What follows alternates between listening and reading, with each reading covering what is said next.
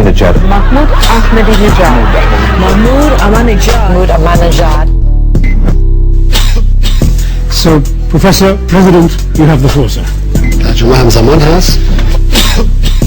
خانم ها و آقایان، قصد دارم در فضای پر التهاب کنونی به برخی چالش های مهم، موضوعات مهم اشاره کنم، پیشنهادات خود را ارائه کنم. موضوع ما کاملا روشن است. ما میخوایم جد خدای دنیا باشه. اتفاقا ریشه همه جنگ های دنیا همینه. ما میخوایم جبهه اصلی بمب بشود. ما میخوایم نفت تبدیل به گلوله و موشک و بمب بشود. یه جایی میزنن 40 متر زیر رو سوراخ میکنه اصلا. اونا دیگه من میخوام به شما عرض کنم من مذاکره نخواهم کرد. من محمود ادای ابرقدرت ها رو در میآورم. ما بسیجیان جهان، جبهه قلدران و جبهه مفسدان در مقابل حرکت انسان سفارایی کردیم. کلی در دنیا هارد و خور کردیم، قیافه گرفتیم که یک راه فرار پیدا کنیم.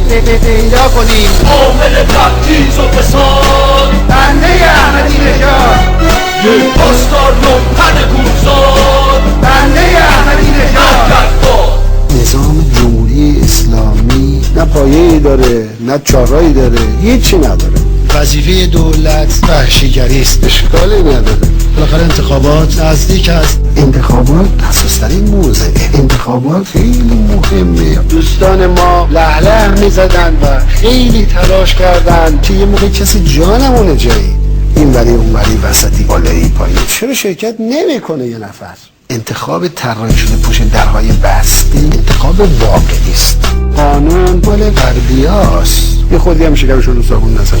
عامل تبعیض و فساد بنده احمدی‌نژاد، پاسدار لومپن گوزاد، بنده احمدی‌نژاد. شما میدانید که امام وسط جمعیت داشت له میشد.